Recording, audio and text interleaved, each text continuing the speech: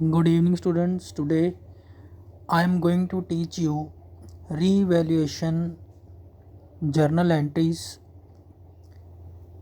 इससे पहले एक वीडियो मैंने बनाई थी, उसमें आपको बताया था कि रिवैल्यूएशन अकाउंट क्या है, what is revaluation, why do we prepare revaluation account and how does it work. Now today we are going to discuss how revaluation entries are passed, कि रिवैल्यूएशन की एंट्रीज़ हम किस तरीके से पास करते हैं. तो सबसे पहले इसमें आपको ये ध्यान रखना है, जब भी पार्टनरशिप फर्म का कोई भी किसी भी तरह का फ़ायदा हो रहा है तो हम रिवैल्यूएशन अकाउंट जर्नल एंट्री बनाते समय, जर्नल एंट्री पास करते वक्त क्रेडिट कर देते हैं. जब भी पार्टनरशिप फर्म को किसी भी एसेट्स या किसी भी लायबिलिटीज़ के कारण फ़ायदा होता है तो हम रिवैल्यूएशन अकाउंट क्रेडिट कर देते हैं. और किसी भी कारण जब एसेट्स और लायबिलिटीज़ की वैल्यूएशन में जब चेंजेस के कारण जब नुकसान होता है पार्टनरशिप फर्म को, तो हम रिवैल्यूएशन अकाउंट डेबिट कर देते हैं. तो इसमें आज हमने जर्नल एंट्रीज़ का डिस्कस करना है. तो सबसे पहले देखो, एंट्री लिखी है for increase in the value of assets. जब भी एसेट्स की वैल्यू इंक्रीज़ होती है तो हम क्या करते हैं, entry concerned asset account debit to revaluation. जो भी एसेट होगी, फॉर एग्जांपल मशीनरी है, उसकी वैल्यू थी 10,000, अब उसकी वैल्यू होगी 20,000. तो वैल्यू कितनी इंक्रीज़ हो गई है, 10,000. तो जो हमने डिफरेंस है वो इसमें लेना है. और क्योंकि मशीनरी की वैल्यू इंक्रीज़ हुई है तो हम machinery account debit to revaluation कर देंगे. क्योंकि जो हमारी मशीनरी है वो 10,000 से 20,000 हो रही है, तो इंक्रीज़ हो रही है, तो इसलिए हम एंट्री कर देंगे machinery account debit to revaluation.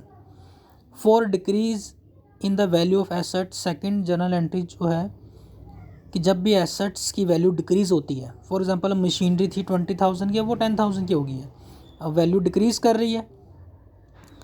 तो जब भी ये हमारा नुकसान हो गया फर्म का, क्योंकि उनके एसेट्स डिक्रीज़ हो रही है, तो जब भी एसेट्स डिक्रीज़ होंगी तो हम रिवैल्यूएशन अकाउंट डेबिट करेंगे. तो एंट्री हो जाएगी revaluation account debit to machinery. इसी तरीके से एंट्री ट्रांजेक्शन नंबर 3 आपको दिया है for increase in the amount of liabilities. Liabilities जब भी बढ़ती है तो पार्टनरशिप फर्म का एक तरह का नुकसान हो रहा है, क्योंकि उनकी लायबिलिटीज़ बढ़ रही है, उनकी देनदारी बढ़ रही है.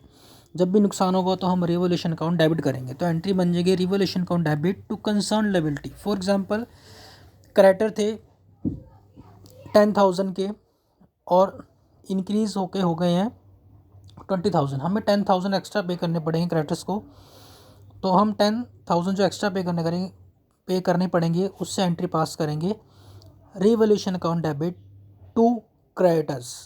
कंसर्न लायबिलिटी का मतलब जो लायबिलिटी इंक्रीज़ हुई है उसका हम नाम लिखेंगे. जैसे क्रेडिटर, मैंने एग्जांपल ली, क्रेडिटर इंक्रीज़ हुए हैं तो हम क्रेडिटर का नाम लिखेंगे revaluation account debit to creditors. Fourth transaction लिखिए for decrease in the amount of liability.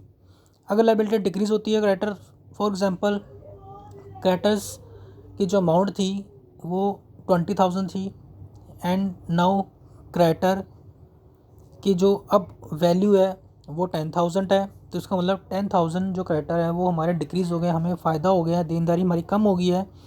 तो जब भी देनदारी कम हो, तो जब भी फ़ायदा होता है तो हम रिवैल्यूएशन अकाउंट क्रेडिट करते हैं. तो एंट्री बन जाएगी creditor account debit to revaluation account.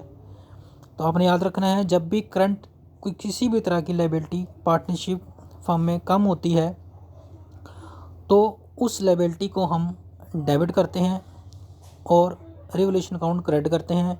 क्योंकि उसमें पार्टनरशिप फर्म को फ़ायदा हो रहा है, उनकी लायबिलिटी कम हो रही है. Then fifth transaction for recording and unrecorded asset. Unrecorded assets वो हैं जो पहले हमने रिकॉर्ड नहीं करी थी, अब वो एसेट्स जो है हमें रिकॉर्ड करनी है. पहले हमने बैलेंस शीट में नहीं दिखाई हुई थी, अब बैलेंस शीट में दिखानी, बैलेंस शीट में अब हम उसको रिकॉर्ड करेंगे जब न्यू बैलेंस शीट बनाएंगे। तो ये वो एसेट है जो हमने रिकॉर्ड नहीं की थी, तो हमारे लिए एक तरह की ये एसेट इंक्रीज़ कर रही है, तो हमारे लिए एक फ़ायदा है। तो इसमें हम concerned asset count debit to revolution उसकी एंट्री कर देंगे। फॉर एग्जांपल टाइपराइटर है, वो हमने पहले बैलेंस शीट में नहीं था, तो वो अब हमें शो करना हमारी एसेट बन गया है, तो एंट्री कर देंगे typewriter account debit to revolution. या एक्रूड इनकम है, कोई पहले नहीं थी तो अब हमने उसको रिकॉर्ड करना है, तो उसकी एंट्री बन जाएगी एक्रूड इनकम, क्योंकि जितनी भी आउटस्टैंडिंग इनकम होती हैं वो हमारी एसेट्स होती हैं, तो एंट्री कर देंगे accrued income account debit to revaluation. Sixth transaction for recording an unrecorded liability. Unrecorded liability जो पहले लायबिलिटी नहीं थी, हमने रिकॉर्ड नहीं की हुई थी, अब हमें अचानक से वो हमारे पास एक लायबिलिटी अराइज हुई है, तो पहले नहीं रिकॉर्ड की हुई थी, तो ये हमारे लिए एक नुकसान है, हमारे ऊपर एक और देनदारी बढ़ गई है। तो हम एंट्री करेंगे revaluation account debit to concerned liability, जो लायबिलिटी होगी उसका नाम लिख देंगे। देन लास्ट उसके बाद हम क्या करेंगे, जितने भी रीवैल्यूएशन जो क्रेडिट वाले हैं ये हमारा फ़ायदा है, और जितने भी रीवैल्यूएशन डेबिट वाले हैं ये हमारा नुकसान है। तो हम क्या करेंगे, क्रेडिट वाले में से डेबिट वाले माइनस कर देंगे। अगर क्रेडिट वाले रिवोल्यूशन की अमाउंट ज़्यादा है और डेबिट वाले रिवोल्यूशन की अमाउंट कम है तो हम प्रॉफिट आएगा, और अगर रिवोल्यूशन जो डेबिट वाले हैं उनकी अमाउंट ज़्यादा है, क्रेडिट वाले रिवोल्यूशन जो क्रेडिट वाले हैं उनकी अमाउंट कम है, तो हमारा लॉस आएगा। तो प्रॉफिट हो या लॉस हो, उन दोनों केस में हमने जर्नल एंट्री क्या पास करनी है ये आपको 7th ट्रांजैक्शन में बताया गया। For transferring the balance in revolution account, if there is profit on revolution means the amount of credit revolutions, the amount of credit revolution is more than the amount of debit revolution, कि जो revolution credit वालों की amount है वो debit वालों से ज़्यादा है, ठीक है। तो इसका मतलब प्रॉफिट है, उस प्रॉफिट को पार्टनर्स कैपिटल अकाउंट में हम कैसे ट्रांसफ़र करेंगे, revolution account to old partners capital account, उनकी ओल्ड रेशो में, ओल्ड पार्टनर में। बी केस में if there is loss in revolution, अगर लॉस आ जाता है तो एंट्री जो रिवर्स हो जाएगी old partners capital account debit to revolution, इसमें again it will be distributed in old ratio. I hope आपको ये अच्छे से समझ में आ गया। एक और इसमें आपको एक चीज़ बता दूं, ये प्रोविज़न्स का नहीं बताया हुआ कि जब भी प्रोविज़न क्रिएट करना है तब भी हमने रिवोल्यूशन अकाउंट डेबिट करना है, क्योंकि प्रोविज़न क्रिएट करने से हमारा प्रॉफिट कम हो जाता है, तो एंट्री बनेगी revaluation account debit to provision.